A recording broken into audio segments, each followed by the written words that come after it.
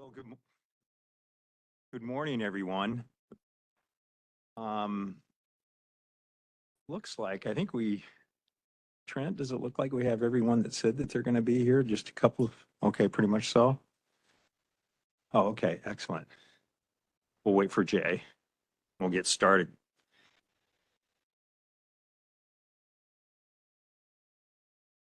Okay, why don't we go ahead and get started?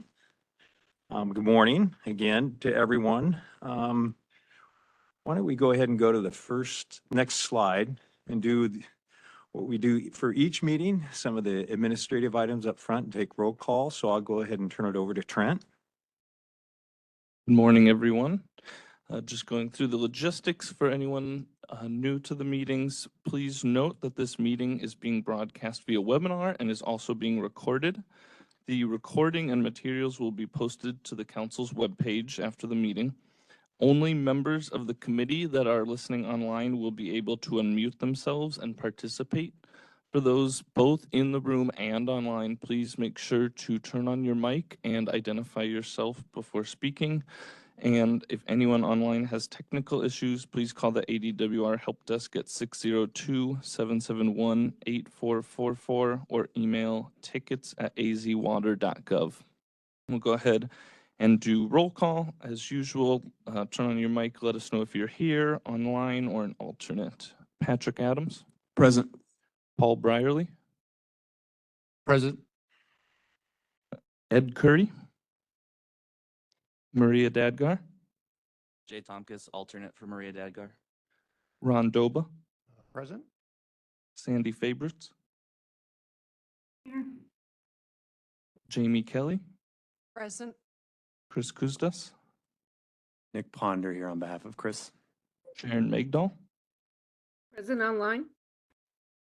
Haley Paul. Here.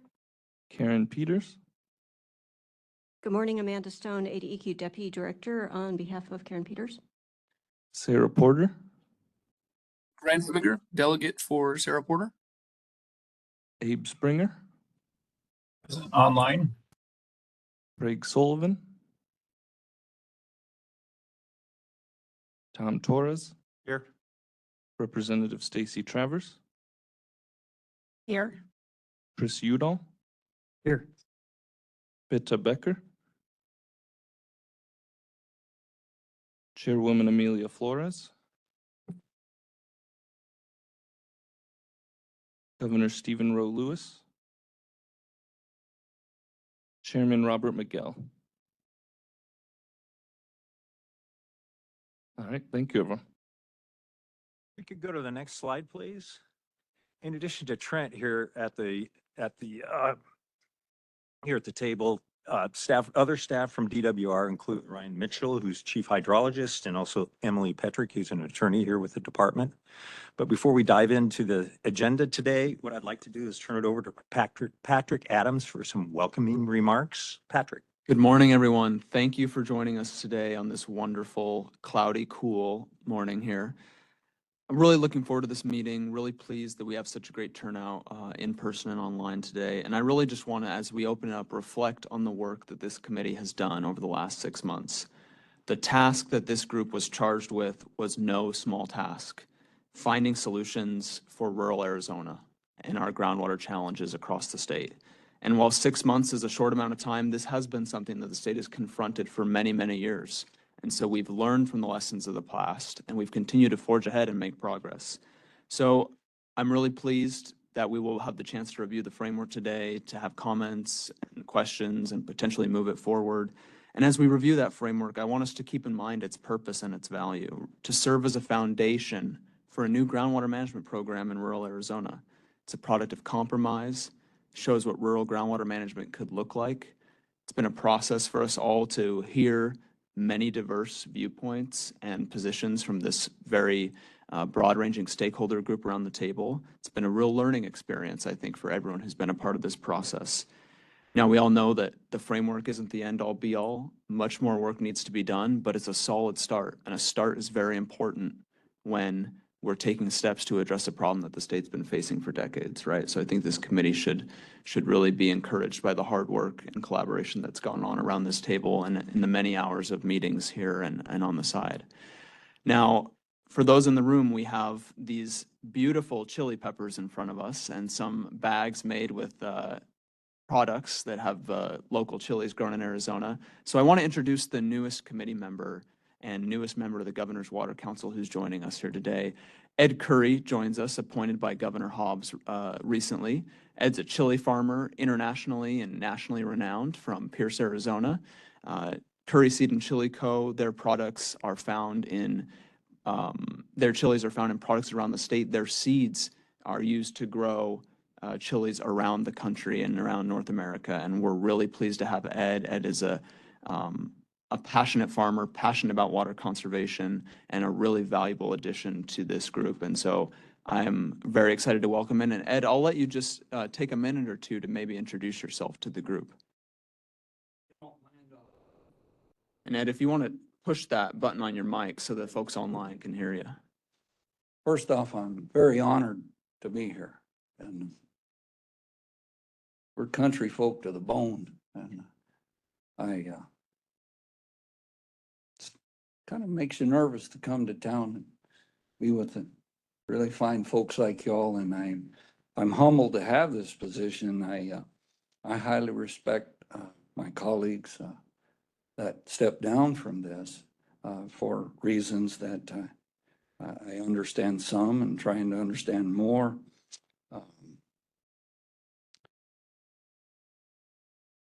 I'll go to the humor first. So nervous about coming to town and being with y'all, and I don't know y'all, you know, and you want to look good, and we're a long way from anywhere. And we're kind of a family unit. My sister and brother-in-law run cattle and go by there often, and my 92-year-old mother's still alive, pretty well bedridden, but still knows us at times. And my sister's dedicated with a couple of ladies taking care of her. And so I go by my sister's and I said, you know, I'm going to town and I'm a little scruffy. Can you kind of trim the back of my neck so I don't look like a hillbilly, you know? And so I'm gonna warn y'all, if you come to Southern Arizona and you hear my sister start her clippers and it sounds like a mower with something wrong with it, run. She starts in and I'm like, whoa, sis, you know? And she kind of gouges it and she's a little shaky. Oh man, I'm sorry. Well, we just kept trimming up till finally I'm pretty trim, but I'm here. My point is, if you come to Cochise County and you see my sister with her clippers, run, you know. Yeah, point well taken, but I love people. And I believe that Mother Teresa said that she believed the ills of society were because we forgot we belong to each other. And I believe she's right. We all got a lot in common. We all need water. We need it to survive, period. The earlier settlers that came in landed on the river valleys because that's where the water was easily had. We live right below the Cochise stronghold where the famous Indians, Geronimo and Cochise lived. And I hike often where they survived and know where their little water holes are. And so water's important, but more important is that we get along. More important is how we connect and how we share. And annually we hold a FFA field day. And for those of you who aren't familiar, FFA stands for Future Farmers of America. When I was a boy, my dad said it stood for Father Farms Alone, but we host a field day every year, and we get anywhere from 120 to 150 kids. This year we had 141. We teach genetics, we teach agronomy, we teach base agriculture. We even have a 1920 steam tractor that we run every year, and we give the guy that has that little booth, we cycle through it, and he teaches how horsepower is developed, and it's a lot of fun for the kids. And then we test them at the end, and we give placements, obviously grand champion down, and then they can use it for their scholarships, you know. But the funnest part of the day is we have a hot chili eating contest. And I'm telling you, these kids, they will eat habaneros. And finally, we figured out one boy, he won it the second time this year. We got to watching him. That kid was swallowing habaneros whole. He wasn't chewing them up, he was swallowing them. But nevertheless, Sam won. But in my booth of teaching base chili and how chili came about and how we got it to the Americas, we have 8 rotations of kids. And I noticed a particularly clean-cut, sharp young man from Benson. He was paying attention. A lot of the kids, they're kids. I was a kid. Sometimes I'm still a kid. And he was a kid. Buck was listening. Afterwards, I went up and I introduced myself and I gave him a hug. Y'all will probably all get a hug from me sometime because I believe we need to connect. But I gave Buck a hug and I said, "Hon, you're one of the few that paid attention." I said, "You were with me." He said, "Yes, sir."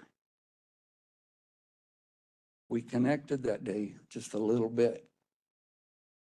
The next evening, I got a call from the school counselor.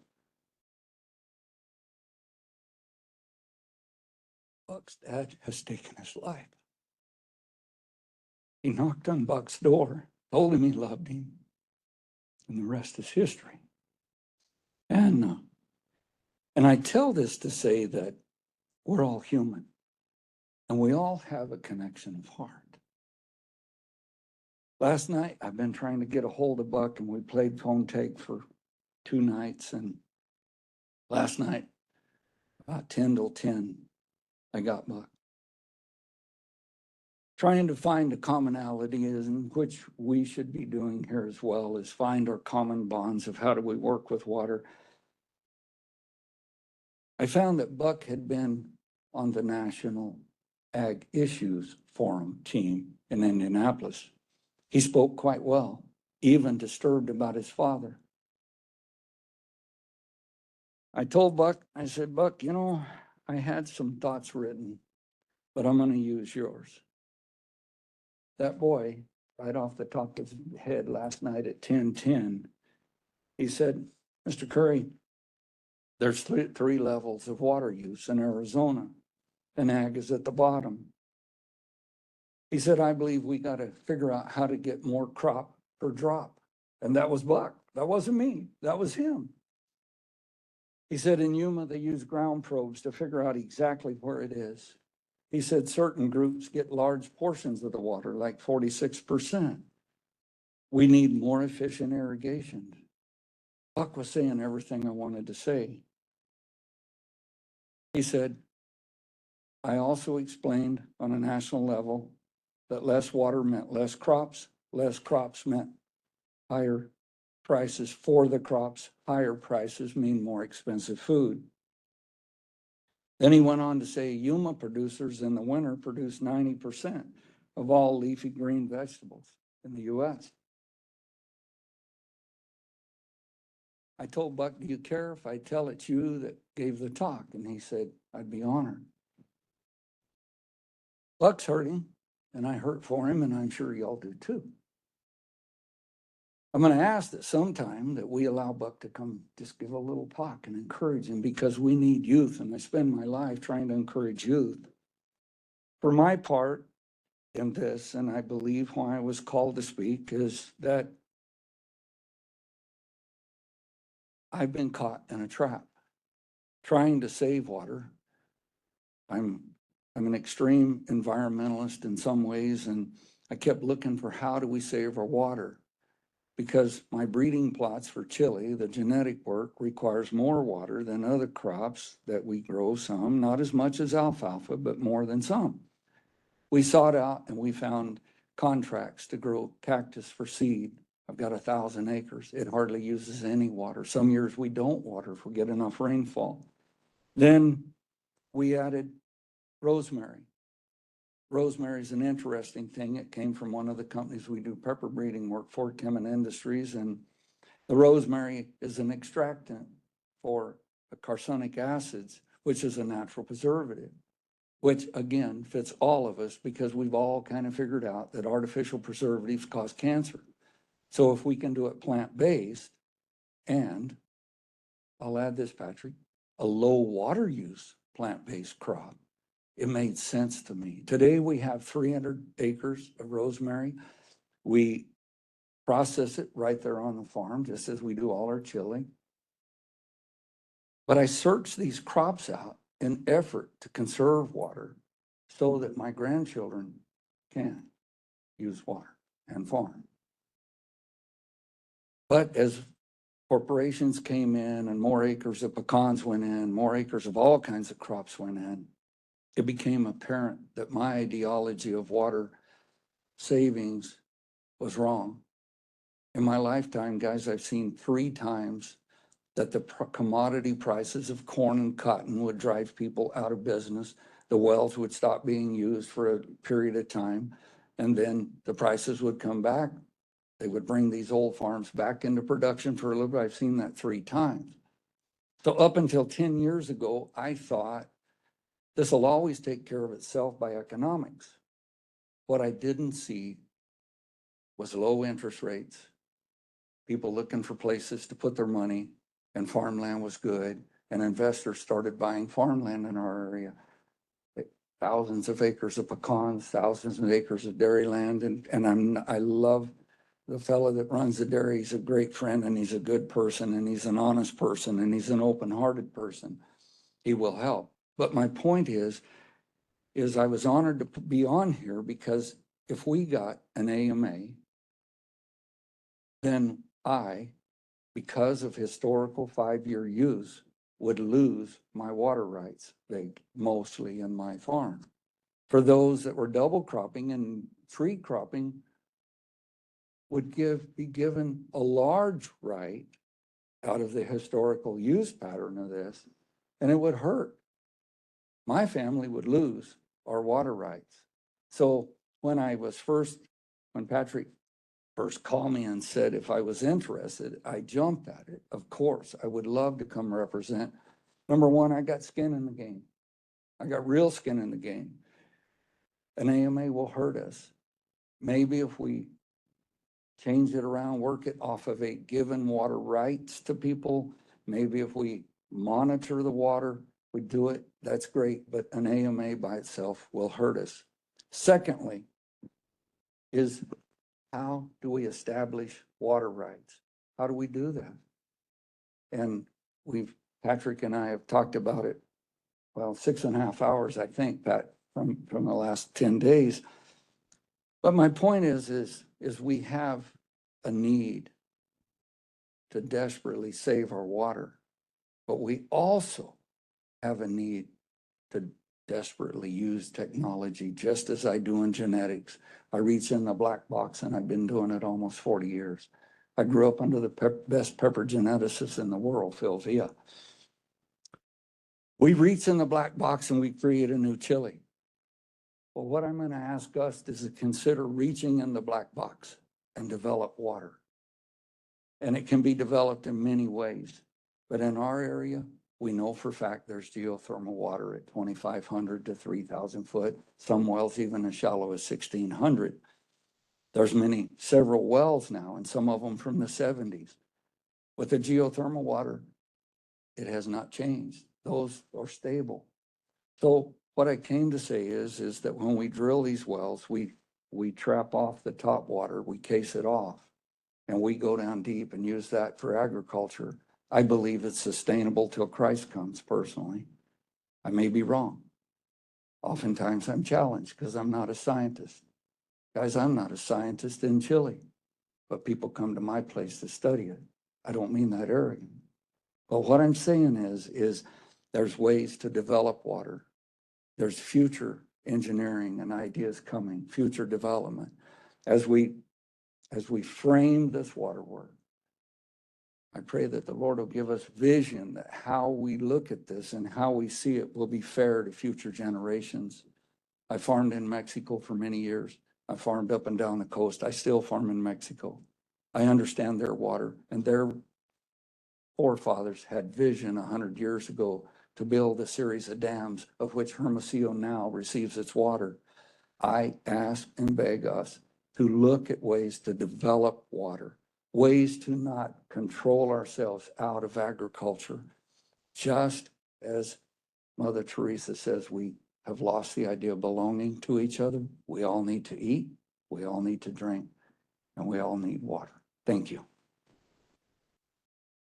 Thank you, Ed.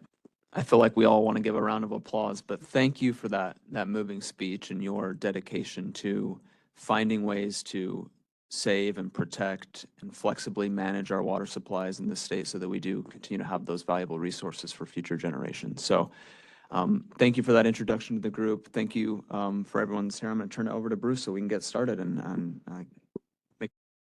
Okay, thank you, Patrick, and thank you, Ed. If we could go to the next slide, please. Here's today's agenda. And, you know, we had talked about this at the last committee meeting, but what we'd like to do today is hopefully we can get through all of the language, get agreement on all of the language, and have a couple of recommendations approved by the committee so that we're set for the council meeting on the 29th. So that's our goal today, that we'll have these recommendations for the full water council meeting. So there's a lot for us to go through. But today's agenda, you can see it again. We'll go through the focus and objectives, meeting focus and objectives. We do that for every meeting.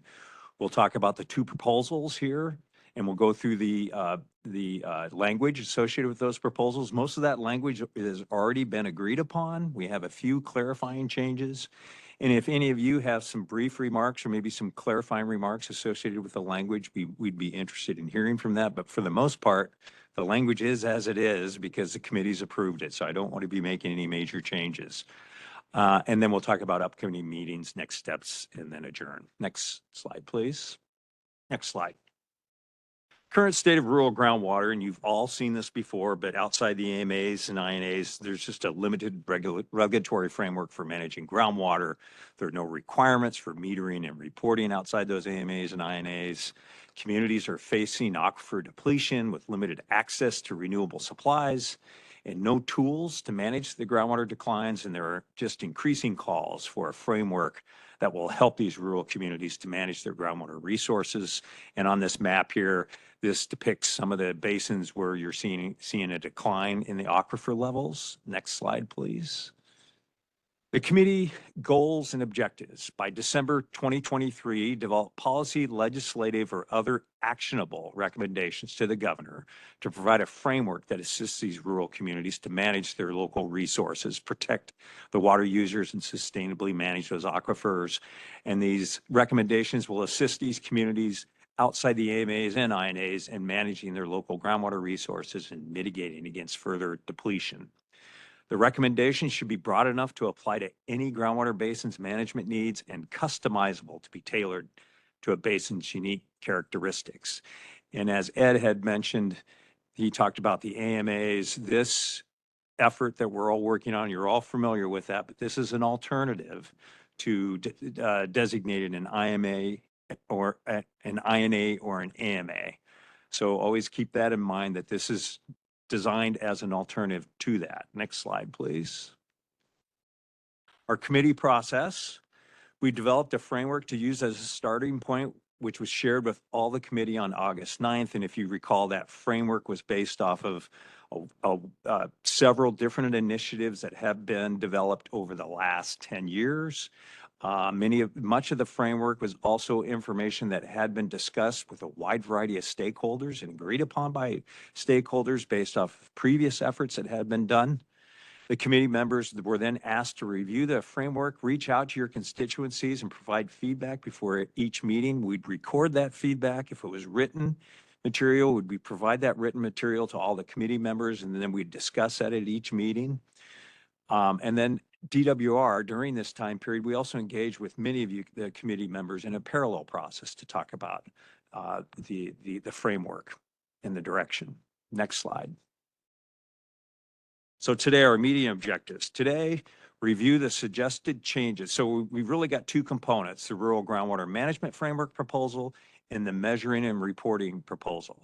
So today we're here to review suggested changes made since the last meeting, review components previously agreed upon by the committee, and then seek consensus on recommending the proposal to the Governor's Water Policy Council. And then on the Measuring and Reporting Council, kind of that same process, ultimately seeking consensus on recommending the proposal. About the only major changes under the framework that we're going to be dealing with where we've seen some wording changes is really, and where we haven't had full agreement is on sunset and review. And as we go through those changes, you'll notice that they're more clarifying changes. It really hasn't changed the intent of what we had originally agreed upon on sunset and review. And then, as I mentioned, those other components, pretty much all the language has already been approved by the committee. So we're not really looking for any major changes associated with those other components. Next slide, please.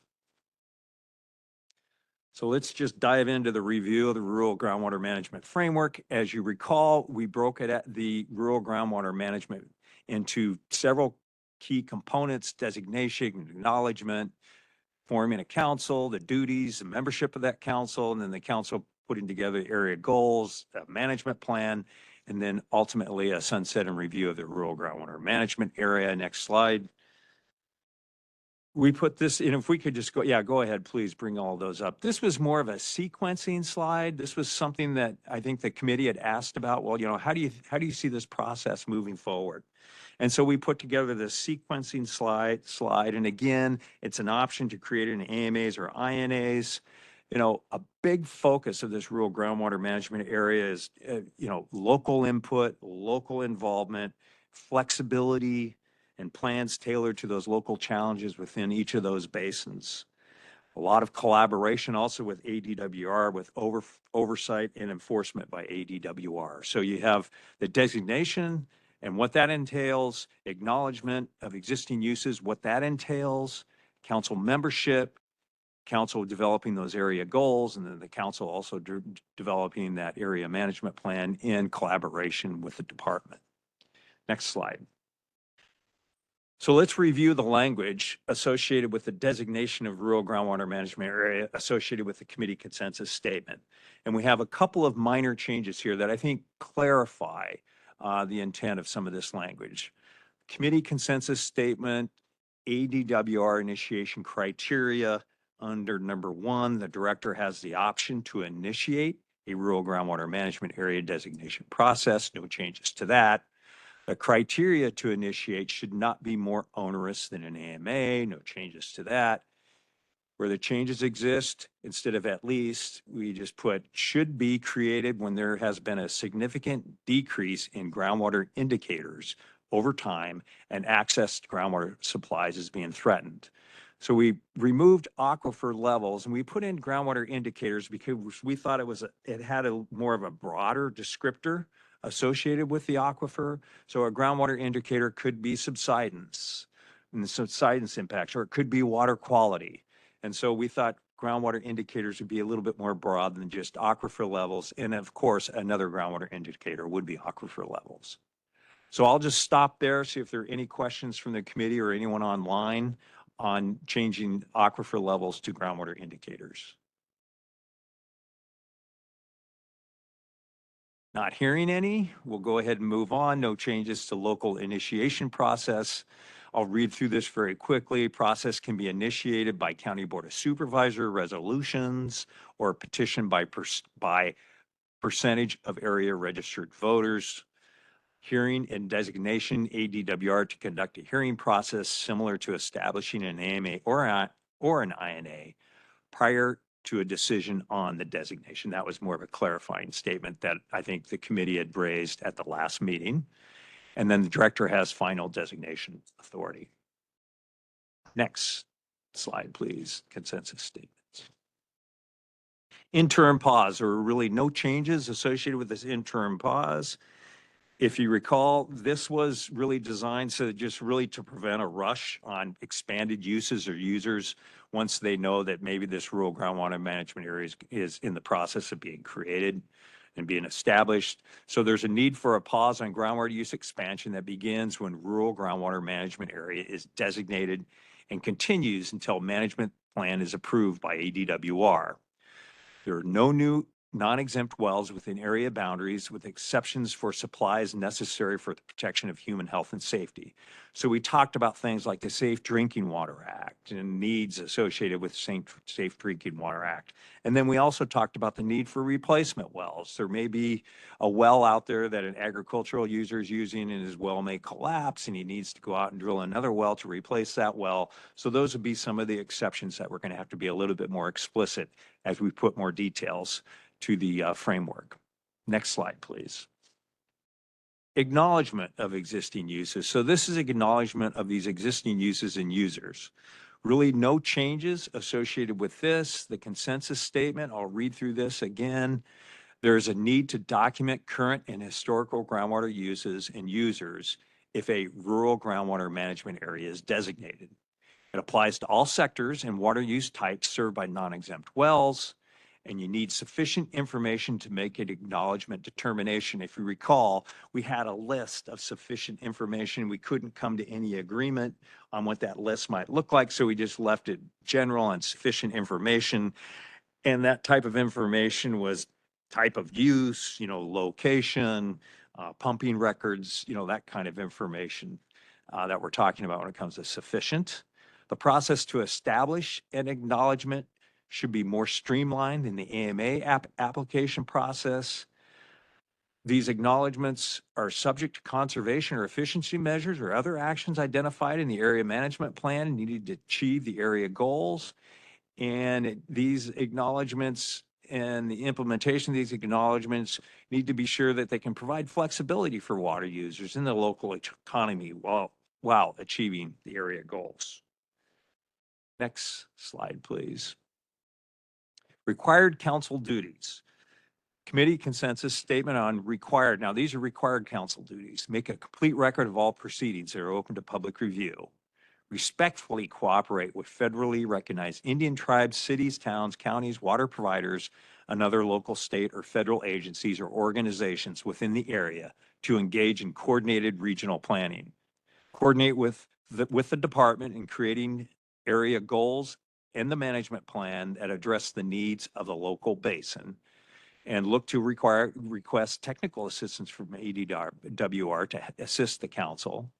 Recommend and send to the director the area goals and the management plan, and then the department issues final approval of the goals and portions of the management plan to be implemented by the department, striking anything that might be illegal or unconstitutional and recommending against impractical provisions.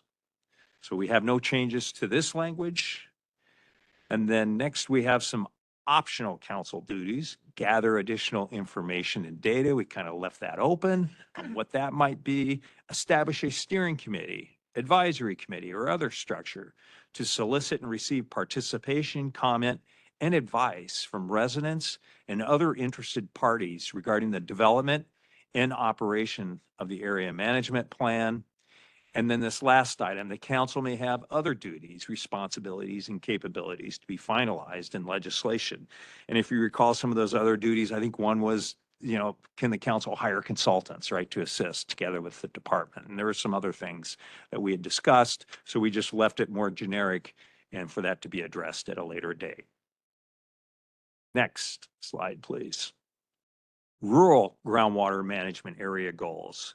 The committee consensus statement, and really the changes here were changes that came from the committee members at our last meeting.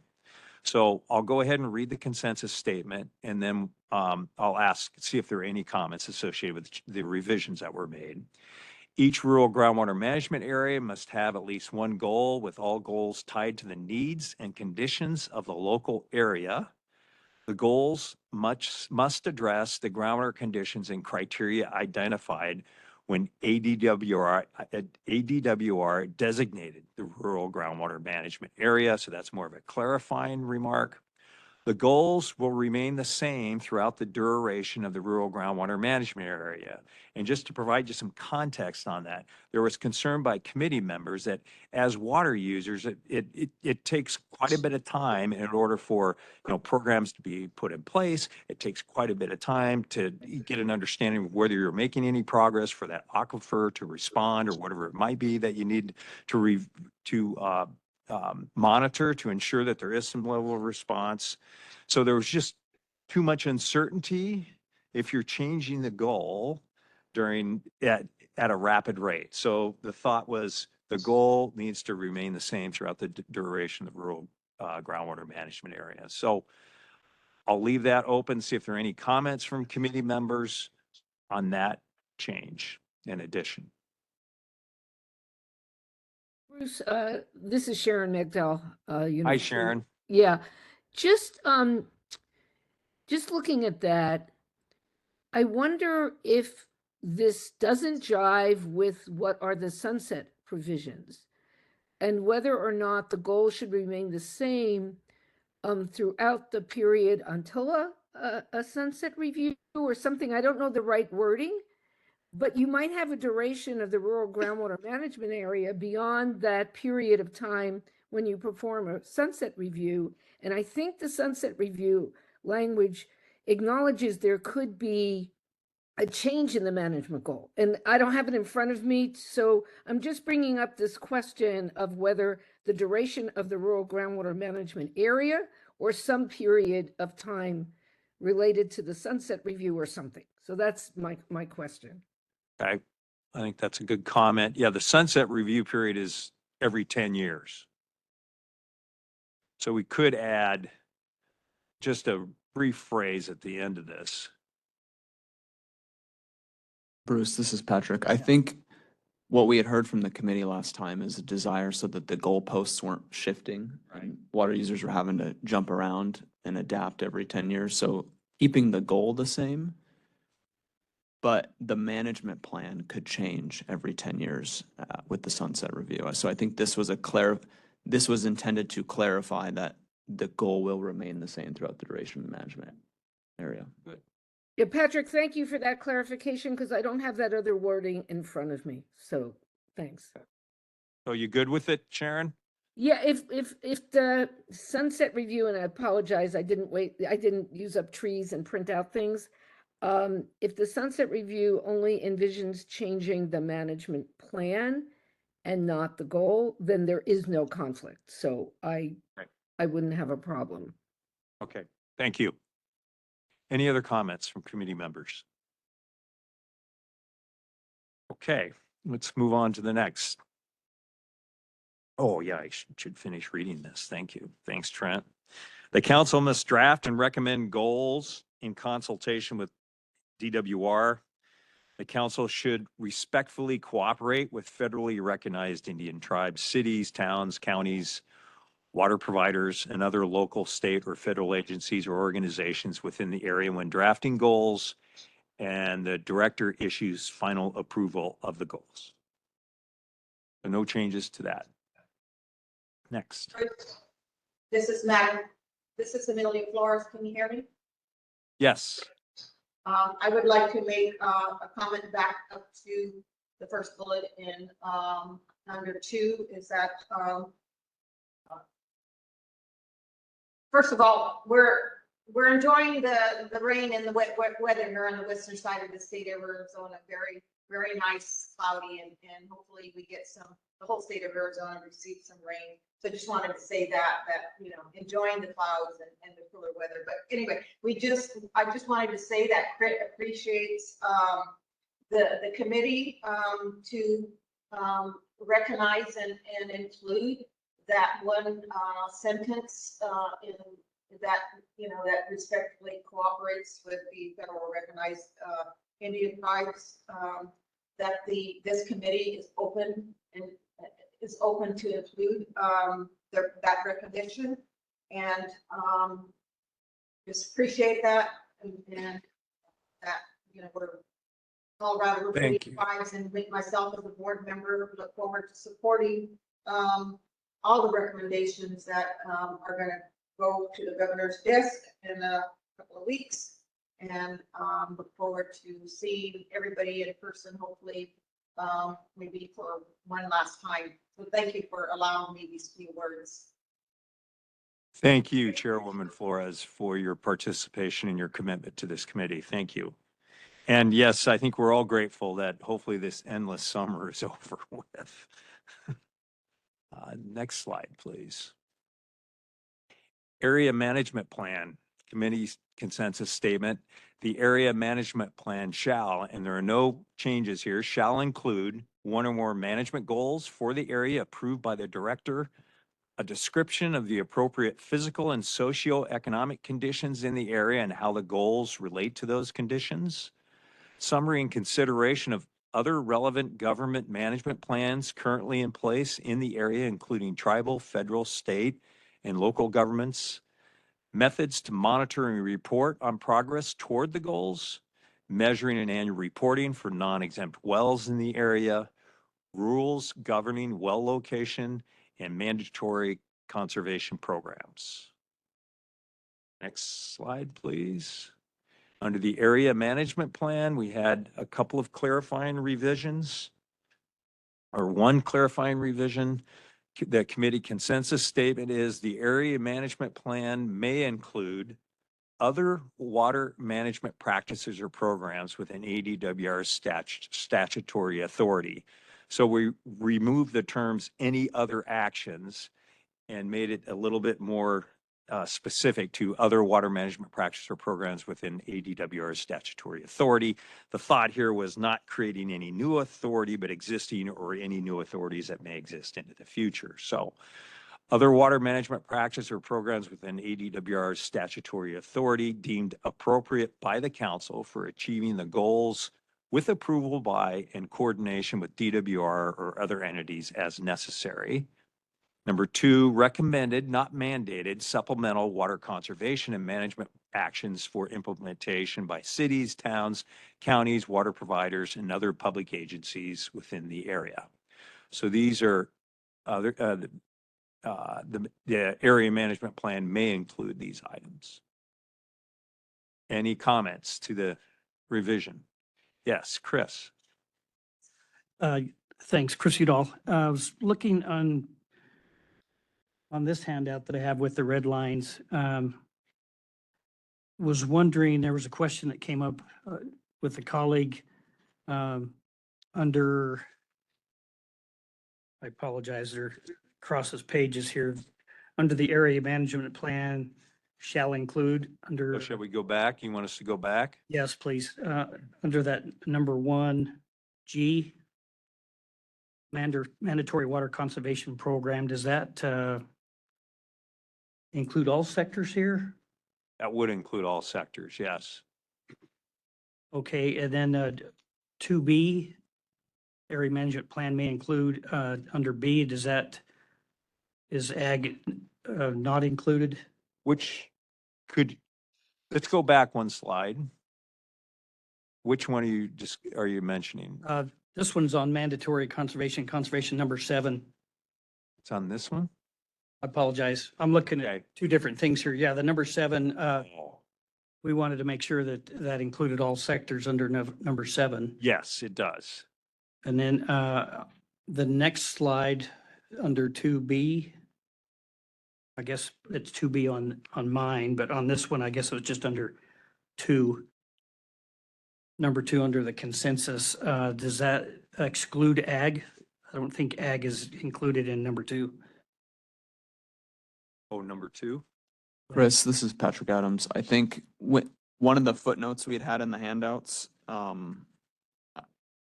specified that when we say water providers in this document, we're referring to entities that provide water to end users, which include like utilities, but also like irrigation districts and folks. So I think the option for the plan to recommend optional water programs to ag districts and other ag users is still available under item 2 here.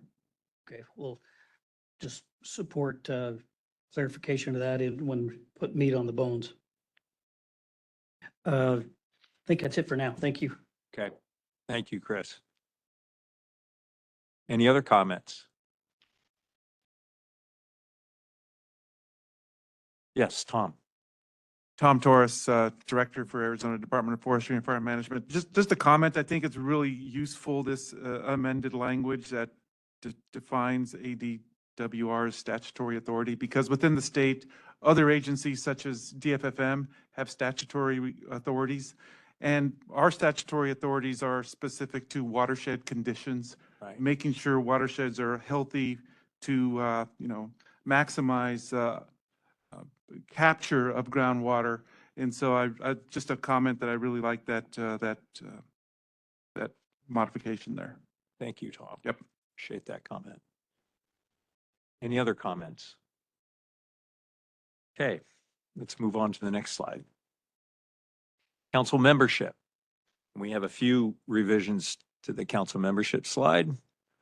Most of these are all clarifying, but the committee consensus statement under council members, number one, no more than one member may reside outside the area boundaries, and that's the area boundaries of rural groundwater management area. And those area boundaries will be the groundwater basin. Membership should represent all major water use sectors within the area, such as agricultural, industrial, and municipal users. The council must include some number of at-large members to meet the specific needs of the local economy, population, and water users of relevant sectors. So those are the council members. The appointment process, members, yes, Ron. Thanks, Bruce. Ron Doba from Namwa. Do we have another slide coming up that's going to identify the number of council members, or did we drop that? Yeah, we've dropped that. And we've left that for the more. So it's wide open. Yeah, it's still open. Don't we think that could kind of go crazy? It could as part of the, I think there's going to be a lot of discussion on council membership and selection of the council members. I just think that we should identify something in there, a range or something like that, as If, I guess I'll ask the committee, do we have enough agreement around the room in order for us to come up with something that's somewhat of a consensus? We did recommend 5. right. I was looking at the slide presentation from our last meeting. Did and I think we recommend had 5. 5 on there. Yeah. And 4 of 5 had to reside within the boundaries of the the designated area. Right. But I kind of noticed that we're just not saying anything Yeah. about it now. Yeah. We did, some wanted 9, some wanted 7. And so we were silent on the number. So I guess I'll reach out to the committee and ask them. And the thought is this will be negotiated anyway, right? Even if we come out with 5, we could recommend 5, but Bruce, this is Sharon Magdell. Would it make sense to say 5 to 9? Is that the number 9 has been thrown around. I don't remember 7 coming up, but I agree with Ron about having it open-ended. People could come up with 15, and I know there are concerns about getting enough people in some of these more rural areas, and so hopefully you can get 5. But what do people think about 5 to 9, 5 to 7? Just providing some goalposts, using that word again, to the size. Just for this is Nick Ponder speaking, just for historical context, when Mojave County initially wrote the legislation for the rural management areas that predated groundwater stewardship areas, there was a lot of stakeholders who were requesting seats on a particular council, and the numbers ended up becoming unwieldy. So I like what Sharon said regarding somewhere between 5 and not less than 5, but not more than 9 or something like that, because otherwise it could become challenging. okay. Thank you, Nick. Yes. Amanda Stone from ADEQ. I completely agree with that, having dealt with a lot of these types of committees. It is sometimes challenging, depending on the area, to get a minimum number. I like the idea of having a minimum number, but the opposite is true as well. I agree with the comment. Yes, Ron. Ron Doba, I can see 5 to 9 as just the guideline, that I think we should have something in there like that. I can certainly go with 5 to 9. So not less than 5 but not more than 9? I see a bunch of head nods. We'll do that. Okay, good. Thank you.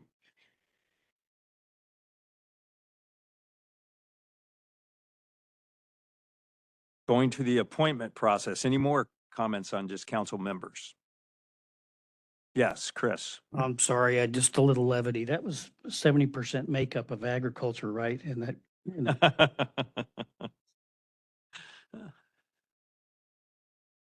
Appointment process. Bruce, Yes. this is Chairwoman Flores, and I agree with the 5 to 9. Thank you. Thank you. So let's go to the appointment process. Members must be appointed. Members shall be appointed from lists of recommended individuals submitted by federally recognized Indian tribes, cities, towns, counties, water providers, and state legislators within the area boundaries. Appointed based on knowledge of, interest in, and experience related to the condition, development, or use of water within the area, and members serve 5-year terms.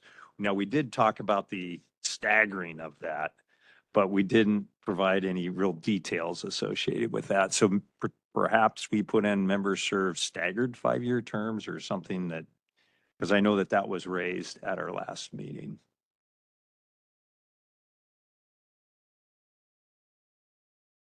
Ron. Ron Dova, I agree. I think we should have something in there indicating that terms are going to be staggered, so everybody's term isn't all up All at up at the once. same time. Good. Yes, Chris. staggered terms, I think would be great. I did have a question on that under the appointment process under letter B. Could that include, and this is a discussion, I know that Rob Smook, Director Brierly, and I've discussed this. Can we include organizations representing water users? I don't know if that would be inclusive under water providers, but I'm thinking organizations like my own, Farm Bureau, cotton growers, those that represent water users. That was a question, if we could have that included. Yeah, let me think about that. Organizations representing water users, so.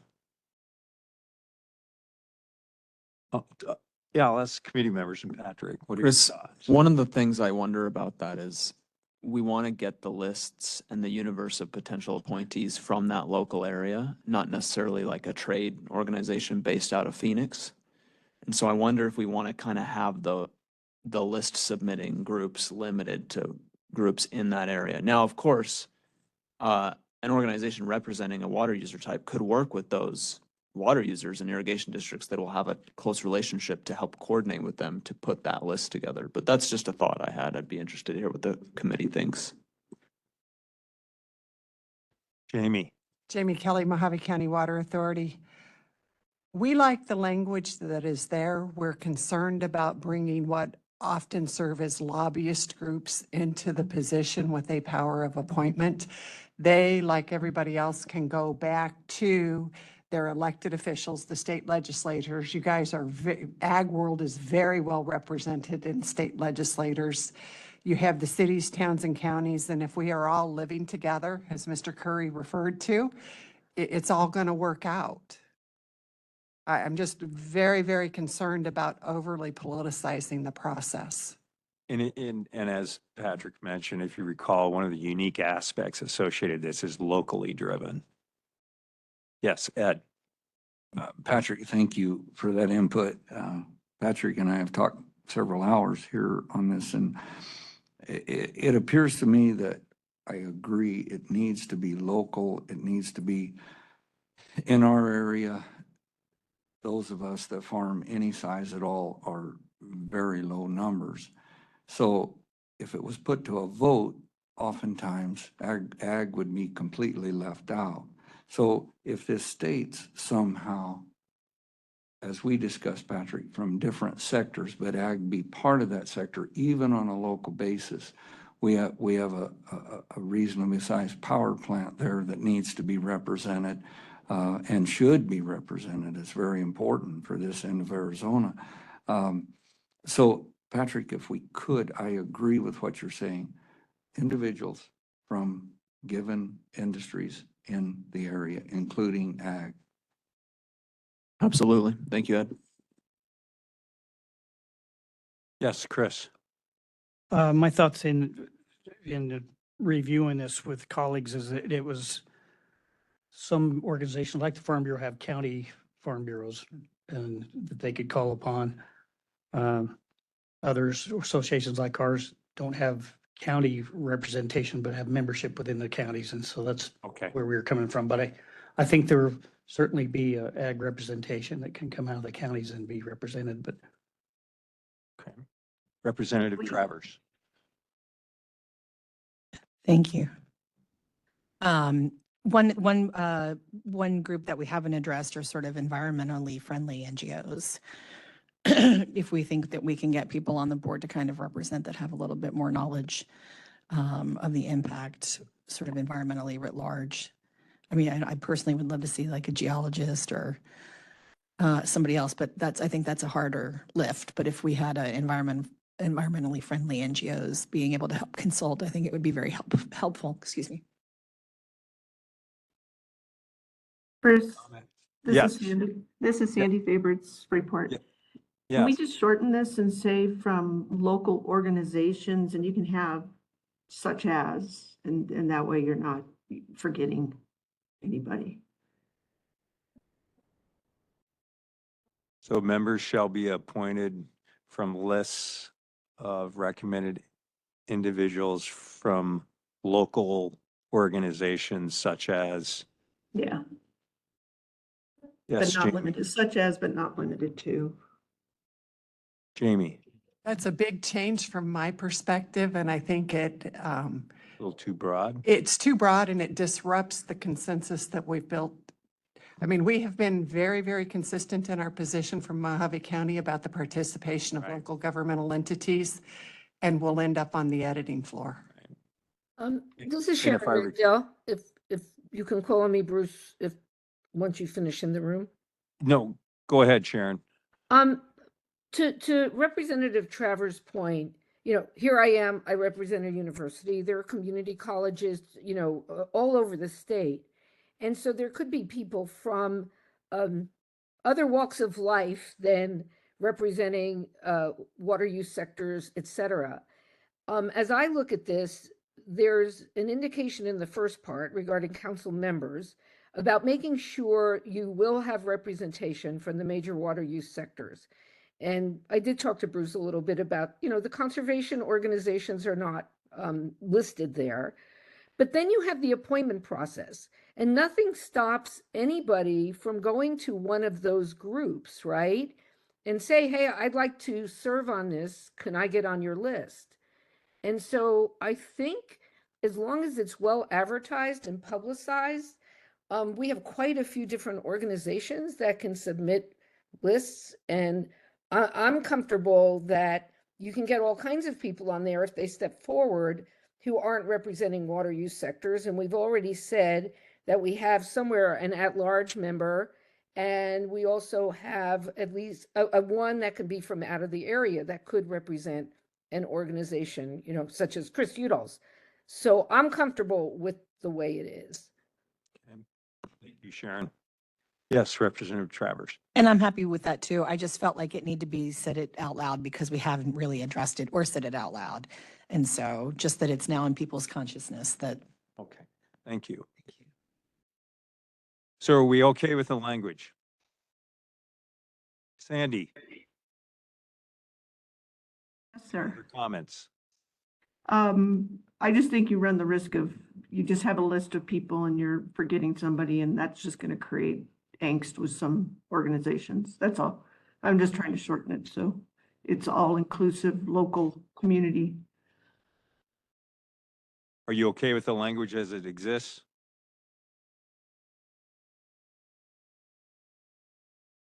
Almost. It's close enough. So members shall be appointed from lists of recommended individuals submitted by federally recognized Indian tribes, cities, towns, counties. And really the only changes we have made is shall be individuals and water providers. So from my perspective, a little bit reluctant to change this from what we've gone round and round on this issue. So I appreciate everybody's comments. So, okay, we're going to go ahead and stick with this. Committee members okay with that? Yeah, I see a lot of nods. Good. Yes, Ed. This is Chairwoman Flores. You know, the committee's worked on this, hashed it out, but I think being transparent is a goal that, this committee is striving for. And I think the way it is worded here and smithing is showing, being as transparent as we can be. So leaving that as is fine. Thank you. Thank you. Ed?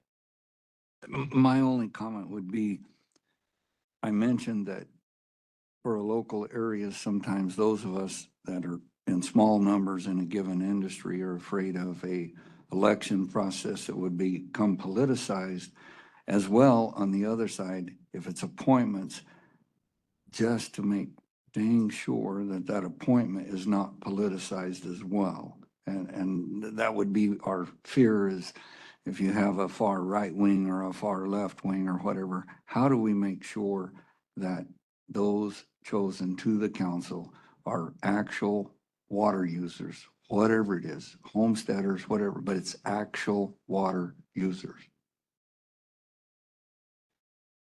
Thank you, Ed. And we try to accomplish that with that third bullet, pointed based on knowledge of, interest in, and experience related condition development or use of water within the area.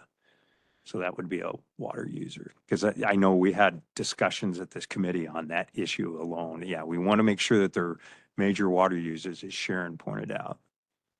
Yes, Representative Travers. Thank you again. And Ed, if you had watched any of these meetings since January, you are preaching to the converted. But then this is something to be worked out, in more final language. Should we decide that we want somebody with kind of like the Independent Redistricting Commission, like you have to have a certain number, like if you have a water user and you decide you're going to have a geologist, that they have at least, 5 years experience, or that there's, these little things are meant to be hashed out, but to make sure that it's not too political, that what we do is make sure that, when we talk about some expertise, that we actually have that expertise. And for example, the Redistricting Commission found that even though there was a lawyer appointed by Republicans and one by Democrats, because there was a certain experience threshold, they actually agreed on things more than 95% of the time. And so I think when you have sort of that background, it's sometimes a little more difficult to kind of get into your partisan corners, because, once you've got the data and the thing there. So, but I'm assuming that's way down the road. And keep in mind, any lack of expertise, even though they may be water users, leaning on the Department of Water Resources, going to be collaborating with the department. They can look to the department for technical assistance, for technical information. And so that'll help fill some of that void there too. Okay, let's move on to sunset and review. And as I mentioned, this was more of a clarifying changes associated with this consensus statement. So why don't I go ahead and go through it? Committee consensus statement. Number 1, every 10 years after the designation, the director shall review whether the conditions for designating the rural groundwater management area still exist. Number 2, if the director determines that the area goals have been achieved, the director may rescind the rural groundwater management area designation after following the same notice and hearing procedures that were used for the initial designation process. Number 3, unless the rural groundwater management area is rescinded by the director, the council shall review and either recommend to readopt the existing area management plan for an additional term of 10 years or draft and recommend a new management plan. So I'll let you all have a chance to kind of digest that, and I'll open it up for questions. Yes, Representative Trafford. So I'm on a roll now. Every 10 years, I'm assuming there's, the potential there for ADWR to sort of do a mini review after 5 years to see kind of where we're at. And so to prepare us for the that next 5 years, even though it's not explicitly written here? My guess would be as part of the management plan, you'll have those kind of goals. Okay. Or those kind of objectives within the management plan so that you can get a understanding, are we making progression? How's that progression going?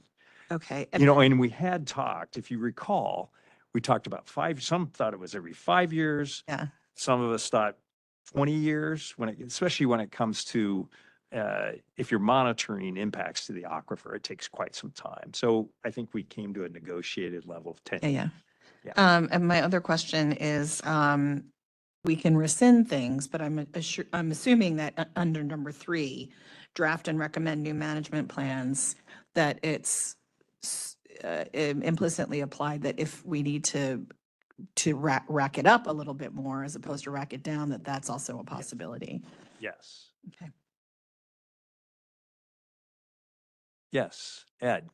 I don't mean to be brand new and be so vocal, but Bruce, you and I talked about this sunset, Patrick. The sunset review, for a person that believes in new technology and development as strong as I do, this sunset clause is very, very important. And the reason I want to bring it up is humorously, I said if we found some way to have enough water, whether it was offshore desalination or geothermal water, which God desalts for us already, or whether it's bringing river water from the northwest down, whatever it is, mountain recharge. The sunset clause is important because we might find enough water that we could grow cranberries in the desert. Now that's a dream and that's a joke. But at the same time, in our area alone, somebody mentioned 1983, I think it was you. We had floodwater through our valley, unbelievable, and that lasted some time. It can change, and we want to make sure that with new technology, new developments, that we can have an open-ended, and Stacy, I really like your 5-year thing of at least looking at it again, because in the production of food and fiber or the production of electricity, speaking on behalf of our electric co-op, whatever, these things might change and might need to be more. And if we develop more water, this sunset clause, Patrick, when you brought that up to me, I could have hugged you over the phone because that is important. We don't want to lock future generations out of future innovations. Thank you, Ed. Appreciate that. Nick. So, actually, this is a question. Did we ever resolve, I think, the incompatibility, at least it seems on the surface, between acknowledgement of rights and a non-permanent process? In other words, if the basin was, the protection was rescinded, what happens in that scenario with the acknowledgements that predate the rescission? We had some discussion on that, is the acknowledgement in perpetuity, but we didn't resolve that. Yeah. Thank you. Any other comments? Yes, Haley. And I'll just say to Representative Travers' earlier concern on slide 19, number 4, methods to monitor and report on progress towards goals. I feel good about that's there, and maybe that can help, with the continued tracking and checking on what's going on with the area before we get to 10 years' time. So I feel good about the sunset and review, especially with that other part of the management plan in there. So can we move forward? Yes, Representative Travers. Okay, so you made me look at this page again. It feels that the area goals, the new bit in red, shall remain the same throughout the duration. If we're doing periodic reviews and we find that it needs to change, in theory, that LGSA is still going to be intact. According to this, you wouldn't be able to change it, but according to number 3 on the sunset and review, you would be able to. So it seems, I'm reading it as slightly incongruous, but I don't. Plan versus goal. I gotcha. Yeah. Thank you. I haven't had my second cup of coffee yet. I'm done. We okay? Okay, good. Thank you. So do I get head nods on the sunset and review language? Good? Thank you, everyone. Good. Jamie? I have, if we're done with that part of it, I have a question about maybe the opportunity. I don't wish to disrupt any of the work that the committee has done to date or moving this consensus forward. But Mr. Curry in his initial talk mentioned a situation that I encountered in Kingman, Arizona about and it comes to acknowledgement of existing uses. Do we leave it to the next stage? Do I just submit written comments? I'm concerned that in establishing or acknowledging the existing uses, that we unfairly penalize those who have adopted efficiencies in their operations, that we treat them the same as those who have no efficiency. In the Mojave County example, we have a 13,000 acre pistachio farm, and y'all know the amount of water they use. And we have a 500 acre venter who has done deficit irrigation. He has arid region crops. He doesn't water through the winter, and he's going to be adversely impacted by that INA designation. I think we need to, if possible, and I'm willing just to submit it as a comment to go into the record, that be taken into consideration, because Mr. Curry described some crop efficiencies, some on-farm efficiencies. And I think we somehow need to not punish those who have been early adopters of conservation measures. And I think, please do send comments, written comments to that effect. We have had some discussion internally about that, and that's why we remain silent on that, because we want to ensure that the flexibility is given to the end users as they develop their management goal on how do you address those that are being very, very efficient versus those that aren't, and then what type of mandatory water conservation goals might be associated with those different users at different levels, et cetera. So we didn't want to come up with anything that would hold them. We wanted to still allow the locals to be able to address those issues. But I can send a letter to get it into. Yes, yeah, I think it's a great comment. Thank you. And Bruce, this is Sandy. Yes, That's Cindy. yeah, and that's Jamie, that's a comment that many others have made in the past, and I think there is written request on that. I think maybe from Stephanie Smallhouse. You might want to look back, because that was a point that she brought up early on. Okay. Thank you. Bruce, this is Patrick Adams, and I just want to, I think that's a point that's broadly shared by the committee. And one of the things that sticks out to me in the sequencing slide is the acknowledgement of existing uses and recognition of where people have made investments and innovative and conservation. That should happen first, so that informs the management plan, and so that those investments and those conservation measures are not penalized but taken into account when crafting the local plan for these areas. So thank you for bringing that up. Ed. Thank you, Jamie. That's exactly where I was thinking.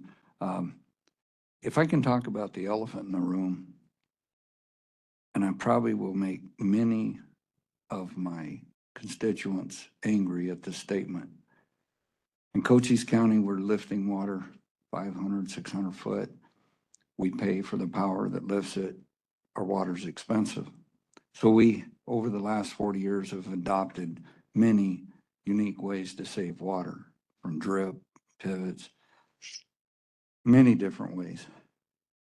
It is appalling to me that there are not some laws that prevent floodwater irrigation that just uses copious amounts of water compared to some new technology. Howard Wirtz, a longtime friend of mine, Howard's in his late 90s now, very sharp. Howard was innovative to drip irrigation.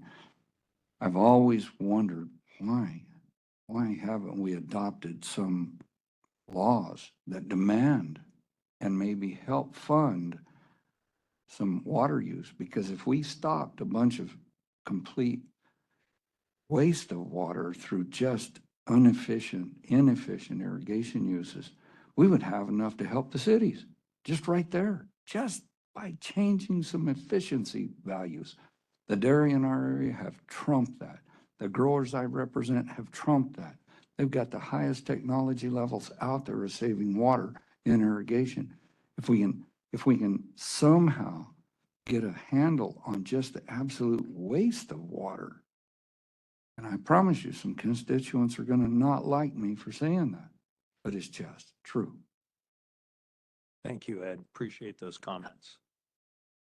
Ed, you and I need to sit down and have a talk soon. I do. And I'm going to say something really controversial. I think I'm in love with you. Can we move on to the next slide, please? So are we good with the language associated with sunset and review? So we're good with this? Good. Let's move on. Are there any questions? You know, this is just a reminder slide. We've gone through all that. We've gone through the consensus statements. That's going to be the framework that we're going to utilize. Go ahead. And I've been tracking every suggested change, wording changes or additions, and those will be reflected as well. So what I'd like to do is go to the next slide and get concurrence on this committee recommendation to the Water Council. And that recommendation is the Rural Groundwater Committee recommends that the Rural Groundwater Management Area Framework be submitted to the governor as a foundation for a new groundwater management program in rural Arizona.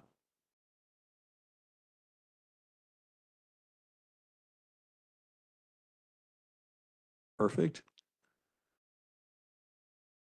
Comments? Yeah. Any comments? I would support that. Thank you. You need a motion, you can consider that support a motion. Yeah, thank you. If I may. Yes. Yes, Chairman McGill for the Auction Indian Community. Yes, Chairman Miguel, go ahead. Thank you again for the opportunity. On behalf of the Auction Indian Committee, I am pleased with the work and effort that has gone into this. Nothing is perfect, but this is a start. We all know it will take, it will change as it moves through the process. But we are optimistic, obviously, as we move forward. I would need to take this, the full package back to my council for an official position of the community. But I do feel confident that we all appreciate the progression made with the additions about tribal engagement. As long as ADWR continues to work with the tribes as the package works its way through the legislative process, either through ITCA or one-on-one through the relationships with our developing around this table, then I would support this framework to the full Governor's Water Policy Council. And again, I appreciate all everyone has done to get us to this point, and obviously ecstatic the fact that tribes are truly have a seat at the table. So again, thank you so much for allowing me to speak. Chairman Miguel, this is Patrick Adams. We just want to express our thanks and appreciation for your engagement in this process and the valuable voice and perspective you've brought to all the work in this committee. So thank you so much. Thank you, sir. Chris. I just wanted to provide an editorial note to my good friend Ed, that not only do we need to seek ag efficiencies in this, but the other sectors as well, because this is an all-inclusive, as Ed mentioned earlier, that we're all in this together. I'm certainly supportive of moving this process along into the governor. I was talking with Ben Alternator earlier. This is kind of like a skeleton, and we're going to put the meat on the bones later, or it's kind of like a saddle in my cowboy parlance. Now we have a saddle tree, and we've got to put the saddle on it.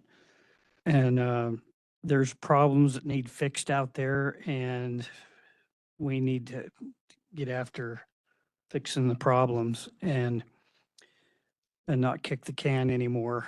And this is I think a good structure that we can work with and move ahead. Thank you. Thank you, Chris. Amanda. Hello, Amanda Stone, ADEQ. On behalf of the agency, I think we absolutely support this framework and are excited about this. I know that you have heard Karen Peters speak to this nexus between water quality and water quantity in the past, which is, I've been at the agency a long time, that nexus is becoming more acute and more obvious as the days go on and the challenges with water quantity continue. For the benefit to our agency that's the most obvious to me at this juncture is allowing the department to make more informed decisions about the activities that are within our regulatory jurisdiction. We struggle mightily in rural areas to understand water use and how our decisions impact local water use. And I think this framework is really going to help us with that. If I could, just one example that came to mind is we allocate millions of dollars to remediate contamination in groundwater throughout the state every year. Being informed about where to spend that money in the context of current and future water use in rural areas is going to be extremely helpful. So we're very supportive. Thank you for the opportunity to be here today. Thank you for those comments, Amanda. Yes, Jay. Thanks, Bruce. Jay Tomkis on behalf of ITCA. I spoke with Executive Director Maria Dadgar and want to echo the points that Chairwoman Flores and Chairman Miguel made earlier about the receptiveness of ADWR, both to have tribes here at the table, even virtually, but also ITCA here as a platform for the tribes that aren't able to participate directly. So we're very much appreciative of the opportunity to be here, the receptiveness of building in tribal engagement into this framework. And as the framework moves into policy discussions and potential legislation, I just encourage DWR and the governor's office to continue to work with tribes, and ITCA is happy to be a facilitator in that direct engagement with tribes and to assist that development however we can. So thank you, and we would support this committee recommendation. Thank you, Jay. Yes, Ed. I know for a newcomer, I'm pretty vocal. I want to address water rights and banking water just a minute. And that is that many years ago, I met with the governor of New Mexico. I was on a board at New Mexico State. They said, can you explain what happens in Arizona? And particularly Howard Wirtz helped me to explain to the then governor, Bill Richardson, and his Secretary of Ag, Miley Gonzalez, who I was good friends with. At the time, New Mexico had a policy down the Rio Grande, where many of my seed customers are, that if you didn't use the water, you lost the water right. So there was a lot of water being wasted every year. They had 6 or 8 acre feet allocated. They ran it out in the pastures just to use it. Governor Bills was very sharp. He listened. Miley came back to me several different times, and we changed New Mexico law that you could bank water instead of waste it. It was powerful. It was powerful for my fellow chili growers there. Today, if we could bank water, if we had water rights, if we were allocated so much water per acre, whatever that number is, I'm not going to spit a number out, I don't know. But whatever it is, if we could bank that, if we could allocate it, if that water is ours, that my family would have that water, even underground water in Cochise County, then my friends that have orchards could buy the unused bank water from a neighbor and move it to take care of their orchards. And yet we would overall not deplete the valley. And that not depletion part is important to understand. Thank you, Ed. Good comment. Rob. Thank you. Again, Rob Smook, AZDA. I'm here in proxy for Director Paul Briley. Director asked that I share our endorsements and some comments that reiterates what many have said. AZDA appreciates being one of several rural and ag representatives on the committee, and we welcome Ed Curry as an excellent representative of ag users in one of the most threatened basins. AZDA appreciates the adjustments made to the framework to address key areas of concern to the ag water user community. Namely, this framework will apply to only the most endangered groundwater aquifers and would provide a more flexible and less onerous alternative to enactment of an AMA or INA. These are areas where agriculture users know something needs to be done in order to allow for agricultural production to continue.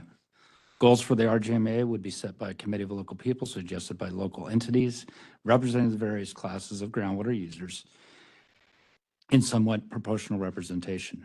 Current and historical water use will be established and certificated, allowing users to show current use and conservation already achieved. Measurement of agricultural water use could be done using satellite imaging and modeling technologies rather than mandatory metering of wells, with reimbursement incentives to those willing to meter their wells. RGMA designations would be reviewed every 10 years with the possibility of a sunsetting if conditions no longer warrant regulation. With these adjustments included in the framework and knowing that more details need to be negotiated, AZDA fully supports moving this framework forward and is a recommendation to the governor. Thank you. Thank you very much, Rob. Appreciate that. Yes, Chris. I don't want to belabor, but there are two things that I wanted to bring up. Probably for some clarification to fellow colleagues and friends that, and this is my opinion, and I wouldn't mind some clarification, but I appreciate Chris Kuznis and the efforts of him and some of his colleagues to try to push some legislation to address an issue that needs addressed. We, as an organization, met with him, told him that the legislation as it was in its form, we couldn't support. But this council is looking at that, pulling out concepts that we all do support. And no offense to Chris Kuznis, but I appreciate him and his group for having something that was shopped. And I think there just needs to be some clarification that we're not pushing an LGSA. This is portions of the LGSA, as I understand, things that we can all agree to, flexibility, local governance, and that type of thing. The other thing I just wanted to mention is that I'd like to offer, I want to have additional information, but as a state executive of a state affiliate to the National Water Resources Association, we met in San Antonio last week. A lot of discussion on groundwater amongst other topics, but I emailed my fellow state execs from other Western states, asked them how they regulate their groundwater. And I'm surprised that I think, I don't want to put myself out on a limb, but I guess I will. I think we're kind of the lone state out without some kind of modicum of regulation in our rural parts of our state. It's been interesting to get feedback. I'm waiting to hear back from a couple of states. Haven't received their input yet, but I'd like to make that available for the record once I accumulate additional information from some of those states. But it was eye-opening to me. One state I'm looking at also is Kansas, waiting to hear from New Mexico. My president, Tom Davis, used to manage the Carlsbad Irrigation District in New Mexico and is pretty familiar with their groundwater laws. Waiting to hear back from Utah and Nevada as well, but it's been interesting and I would like to share that. Thank you. Yeah, thank you, Chris. We'd be very interested in that information. Appreciate that. And yes, you are right that what we're proposing here is a hybrid, unique approach that utilizes many of the concepts from a wide variety of proposals that have been made historically. So I appreciate your comment on that. Thank you. Any other comments? Yes, Tom. Tom Torres, Arizona Department of Forestry and Fire Management.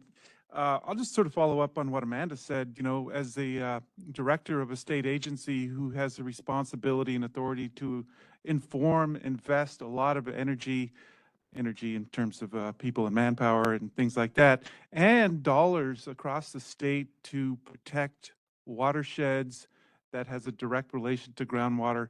I think what we have here is a start of a process, a framework that can help us at DFFM to inform where some of those investments are made, where some of those commitments are made across the state. Most of our work is done in rural Arizona, and so I think this will help to inform our efforts in the future, not only related to reducing wildfire risk, but also to, again, enhancing the health of watersheds across the state. So appreciate the opportunity to be here and participate with the group. Thank you, Tom, and very much appreciate all the work your staff does in protecting the health of those watersheds. We all benefit from that. So thank you for the work that you and your team do. Thank you very much. Bruce, this is Sharon Megdal. If I could just make a brief comment. And Yes, Sharon. I'd like to pick up a little bit on what Ed Curry mentioned, because it relates to a conversation you and I had yesterday. I support this going forward to the full council. I think that the framework is intended to be flexible to allow the sorts of things that, or the sort of thing that Ed Curry mentioned in terms of what might happen if the full allotment of groundwater is not used. And I had the pleasure of having a conversation with Ed for maybe 45 minutes or so, not the 6 hours Patrick has spent with Mr. Curry. And I am aware, and others may be as well, that there's some things under discussion in the Wilcox area and in Cochise County. And I did talk with you, Bruce, yesterday to make sure that this framework would not kind of rule out some of these things that are being discussed to address groundwater overdraft concerns. And I think that we're not trying to get into the details here, and we're trying to put forward a framework that has, I'll not say goalposts, but guideposts to it, but has the ability to be molded to the individual circumstances, which was one of our underlying premises. So with that understanding and all the work that we've put into this, I certainly support this recommendation. Thank you, Sharon. We have we have like 23 minutes. We have one more proposal where we're going to ask for a recommendation from the council. I'd like to jump to that, and then we can make some final remarks if that everyone's okay with that. But I'm under the understanding that the committee's good with the wording in this recommendation going to the Water Policy Council. Thank you to everyone. Next slide, please. Review, measuring, and reporting proposal. Next slide. As you all know, and you've seen this slide before, there's a limited information available for many basins. You know, Ryan has provided you a lot of background information on basin conditions. There's a need for more data collection. There are nearly 24,000 non-exempt wells outside of AMAs and INAs. Need for additional monitoring and data collection outside of the AMAs to fill data gaps. That'll help provide us a better understanding of the aquifer and aquifer conditions. And that's especially important for priority basins. And then this increased measuring and monitoring can also help prevent or limit pumping equipment failures for wells, et cetera. So we've had a lot of discussion on this. We've had a lot of information presented, and there's this need to collect additional data within these priority basins. Next slide. In addition to that, we've talked about, we're asking people to begin metering or measuring and reporting water use at their wells. So is there an opportunity for the state to provide some financial assistance associated with that? So outside of the initial AMAs and INAs, this proposal is to provide a rebate for an approved measuring device, for instance, a totalizer, and up to a percentage and or a dollar amount would be provided per well. We haven't identified that yet. This would apply to non-exempt wells receiving the rebate, but they must measure groundwater withdrawals with a measuring device and method that is approved by the department. And the expectation would be annual reporting, self-reporting through online form or simple paper form. So you have really two groups here. You have a regulated group, and a regulated group would be those groups that are within maybe potentially a rural groundwater management area. And we're asking them to, install an approved measuring device. This financial assistance would be provided to them. But then you have areas throughout the state where there is no regulation. It's a non-regulatory area, so it's more of a voluntary program.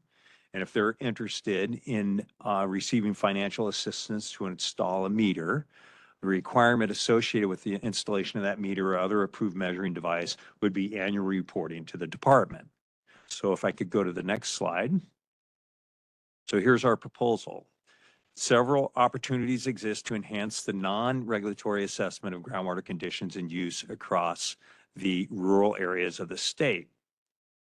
Number one, ADWR should pursue additional measuring, monitoring, and collection of groundwater data to more fully assess basin aquifer conditions.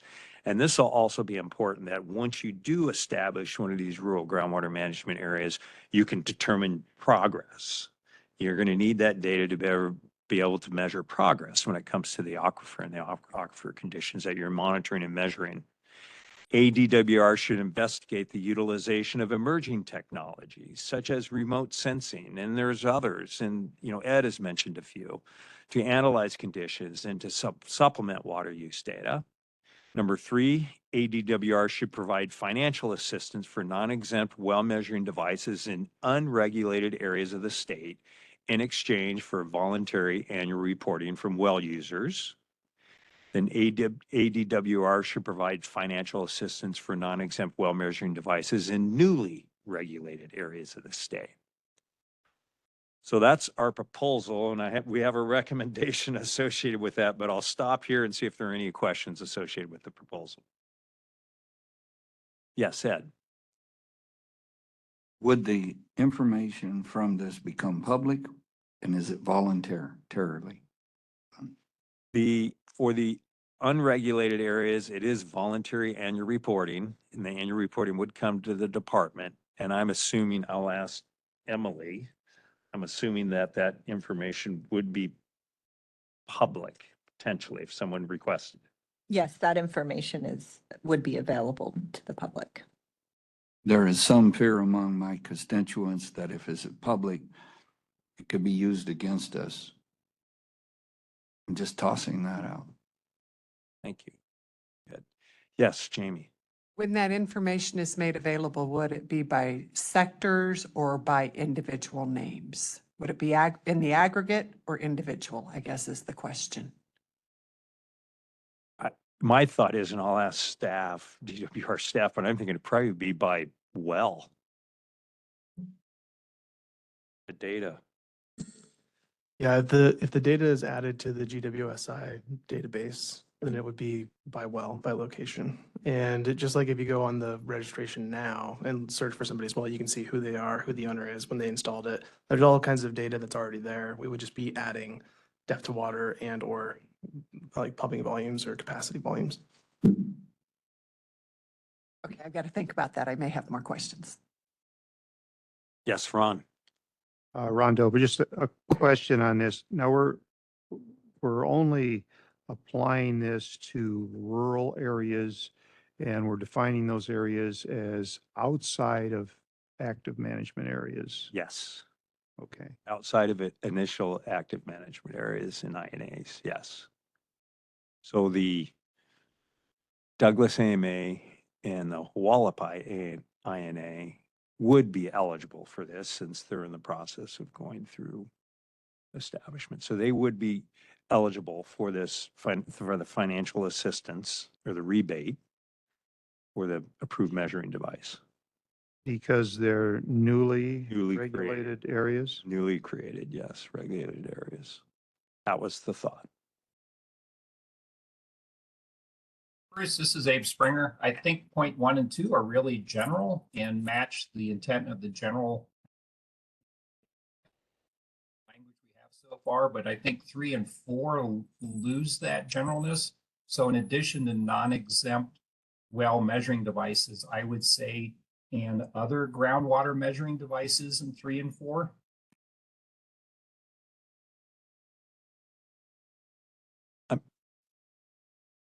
I'm not sure what you mean by that, Abe. So that would be such as monitoring springs or other groundwater data other than wells.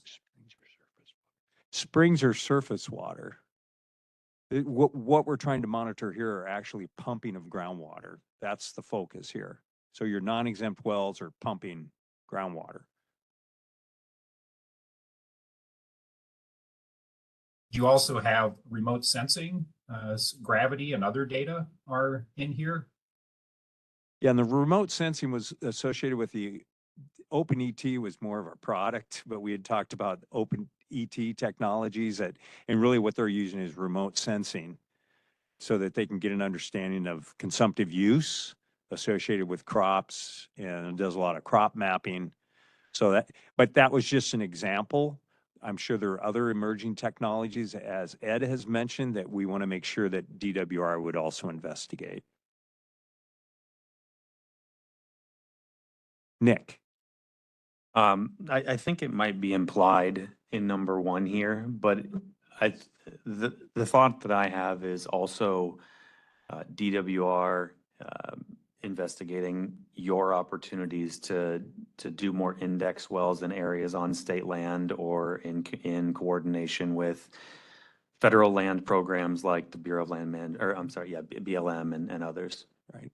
And yeah, we didn't go into details exactly, but you know, those would all be options potentially for DWR to collect more data. So I appreciate that comment. Yes, Jamie. But I would like to circle back to the confidentiality. Would the information be beneficial enough to DWR that we include a proposal that the data be kept confidential, at least by aggregate, not by individual well? I mean, I understand you need to track it internally, but is there a way for you guys to track it internally without releasing it to the public? I'm not sure it would be privileged information, like we're a public state agency. It would be in whatever if it's a voluntary contract to put in I will voluntarily meter my well as long as you keep that information confidential, then it becomes a contract. And is it something the department can do? I personally think the data would be more important than making the data public. I mean, the federal government collects this data and it is not made public. It is made public by county and in the aggregate only. And it's a couple of years late coming out through the crop reports.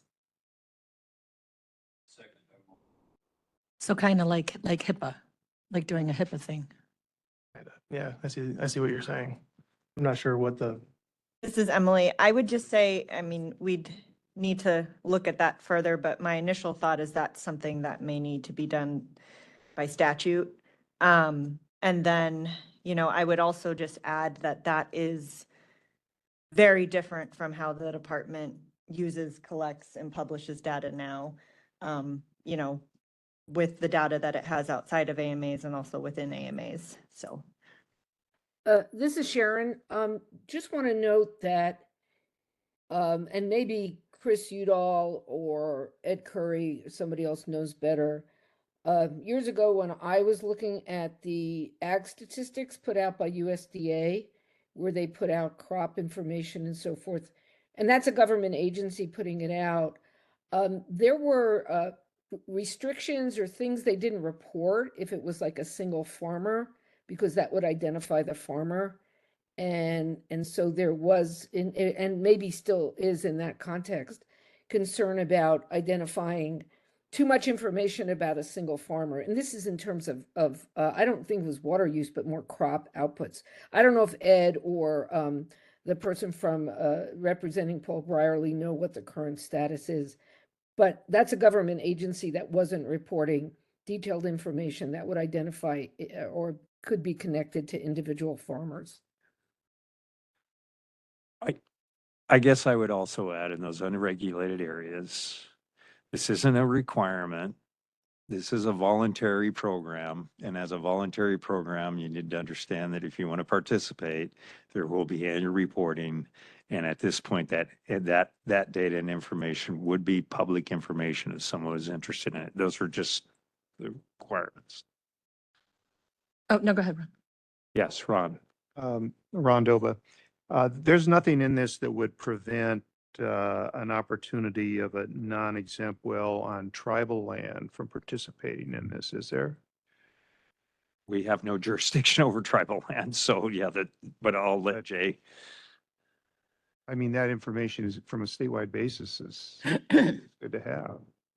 So Jay, so Bruce and Ron, I think it would be up to the tribe to determine what information that they would like to share and Right. in sort of in what method. So, you know, if DWR requested of a tribe that they put on a monitoring well with sort of real-time information, that could be arranged between the tribe individually and DWR, but it would be up to the tribe and just sort of an information. We did talk about earlier opportunities that could come for information sharing around the consultation process. That could be something that could be discussed, but ultimately it'd be up to the tribe as a sovereign to make that determination. And if they did wish to pursue it, though, the way I understand it, they would have the opportunity to participate in it, to get any financial rebates or whatever for the monitoring. Yep, I think that's right. Yes. Yes, Representative Travers. Thank you. So I have, mine's a twofer. The first thing to your point, if the narrative is being created that we don't want to disclose our wells because the government might take our water away, then even if we don't disclose publicly who those well owners are, the government is still going to have that information. So what's going to reassure the rural community that that information is still not going to be weaponized against them? First of all. And number two, excuse me, we've been doing voluntary already, and it's clearly not been working. And I'm okay with sort of doing this in stages and like, excuse me. So voluntary, so we've had voluntary that hasn't worked. Now we're going the next step and saying volunteering with some financial incentive. But at some point, we need to look at if that incentive is working, and if it's not, and we're still not getting the data that we require, that we need to go to mandatory.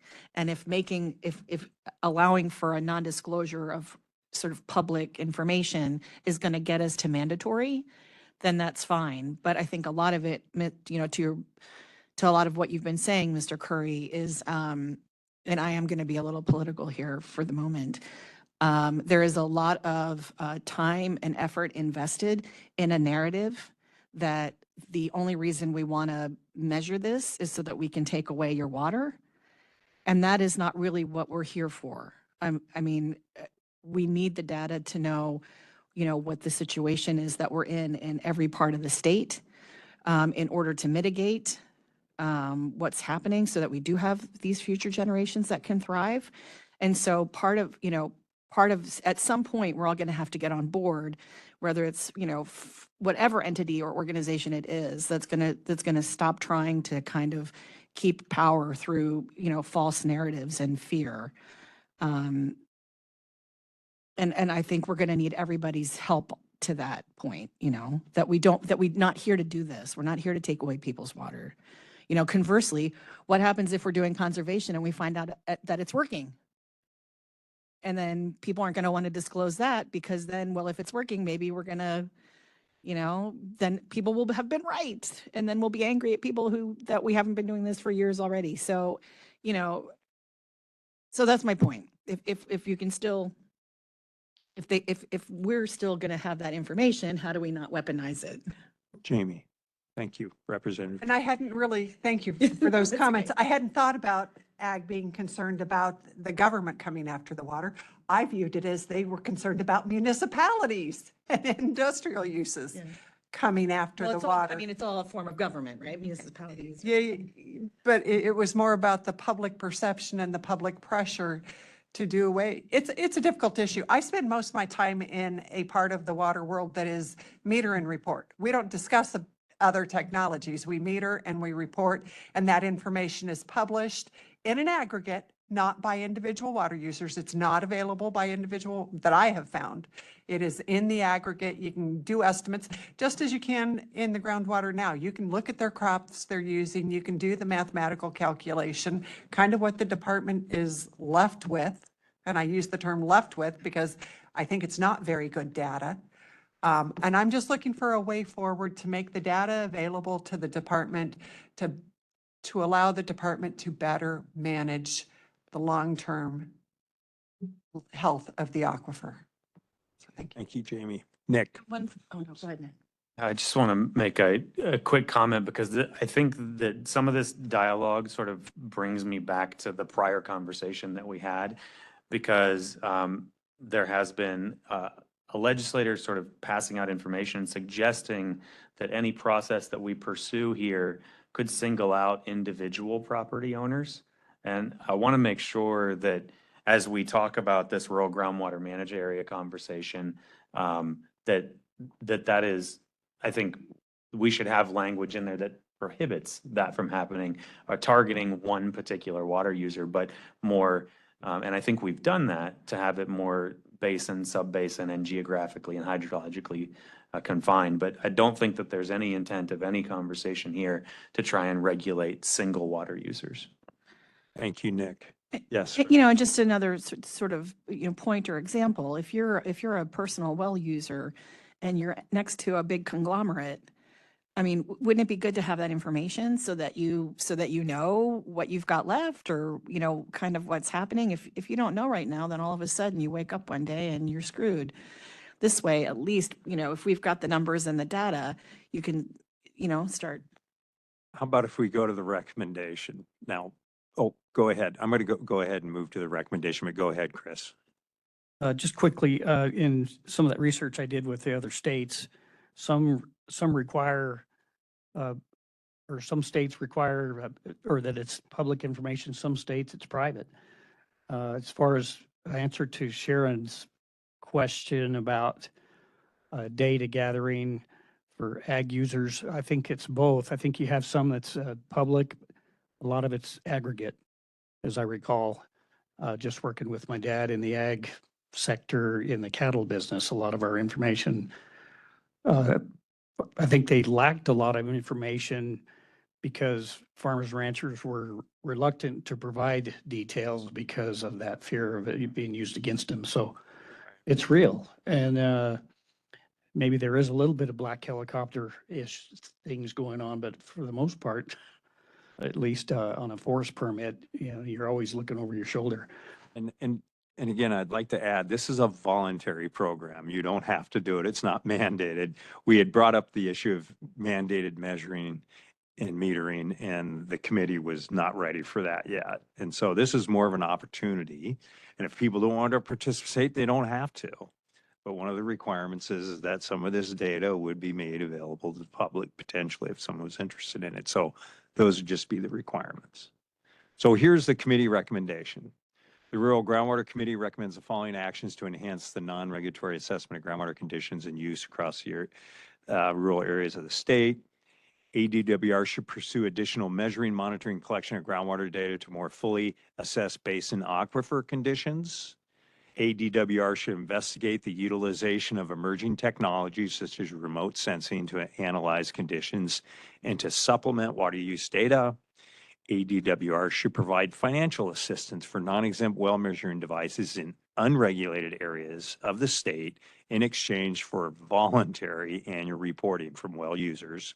And then AWR should provide financial assistance for non-exempt well measuring devices in newly regulated areas of the state, and that include Hualapai INA and the Douglas AMA. Yes, Ron. Ron Doba. Number 4 there, ADWR should provide financial assistance for non-exempt well measuring devices in newly regulated areas of the state. Aren't these newly regulated areas going to be required to report and monitor anyway? Yes. So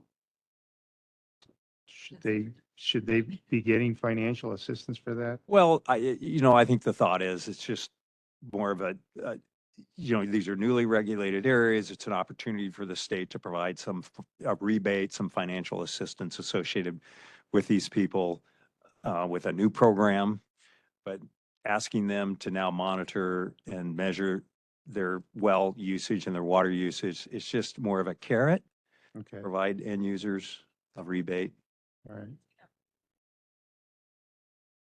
This is Sharon. Could I just ask a question about the wording of 3 and 4. Is ADWR, I'm assuming they're comfortable with the wording ADWR should provide financial assistance as opposed to a financial assistance program should be established by the legislature or whatever. I'm just asking the question because there could be other ways to get assistance, but Well, we, like Tim Dunn, we do have that farm irrigation program that was in legislation last year that has some funds for it. I mean, there are some pathways we can look at that are already existing for now, I think.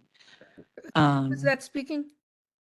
Travers. Representative Yes, right, and Aaron, that who else is it program, gonna be, Karen? no, I'm saying, I didn't know if it might be Emily, the attorney, sorry, Representative Her voice is Travers. much I wanted to prettier. be careful because that's exactly an example.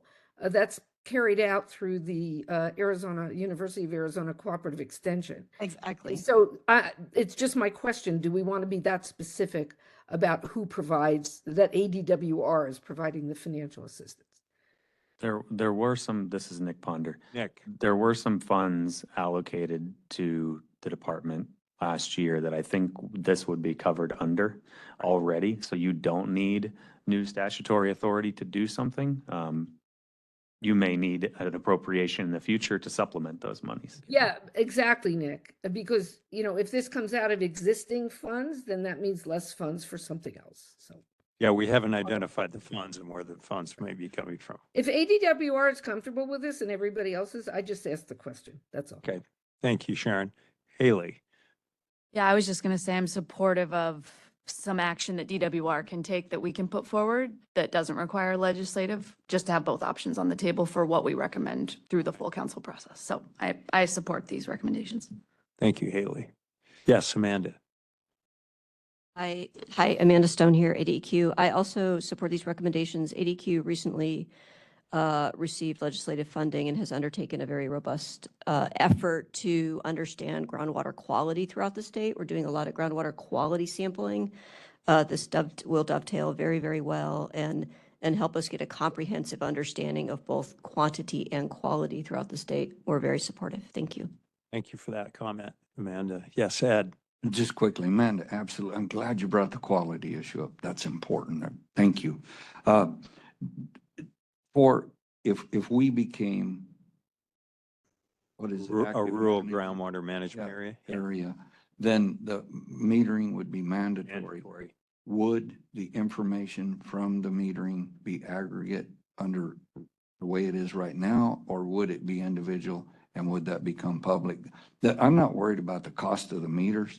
That's nothing. What I'm worried about is being weaponized with the knowledge of our water.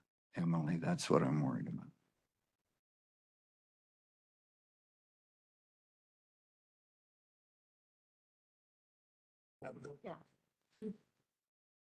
So Emily just asked me if I'd just clarify what data we have now and how we use it and how we collect it. And I think that some of the stuff we've discussed and you missed part of it, but we currently do have wells that we access, we take water levels from.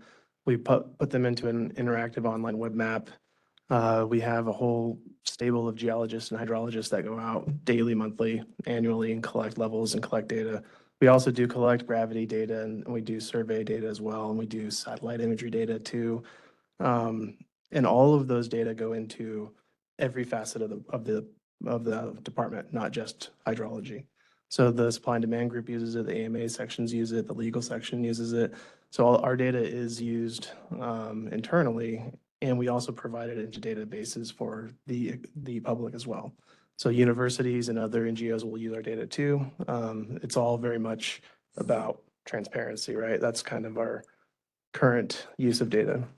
Then Ryan, within the, I guess as a comparison point within the active management areas, we do, when we receive reporting data, we do have that. It's currently publicly available on like an individual well basis. Yeah. Is that right? It can be. Well, because within an AMA, if it's like a provider that has a portfolio they submit annually, then it will be, lumped together somewhat, right?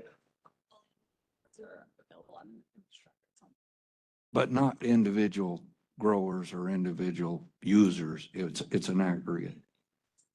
It's individual, at the individual level. It is at the end of Yeah, it. they file annual reports, and those annual reports are available online. Anyone can see. Okay.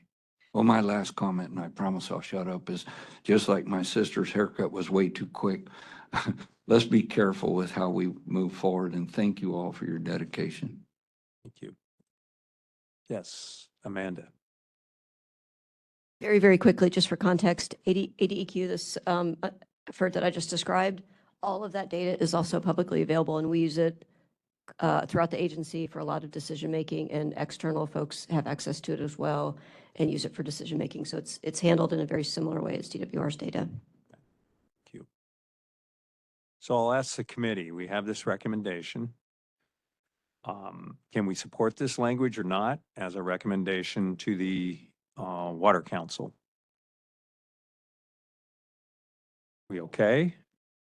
I see nods. Yeah, okay. Okay, so what we'll do, we'll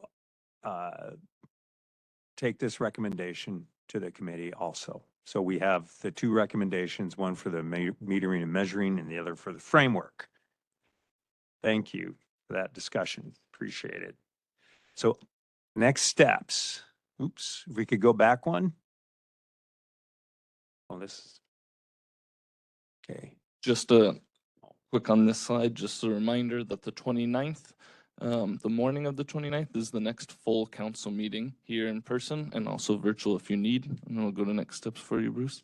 So yeah, and at this point, this is, I believe, the last meeting of the Rural Groundwater Committee.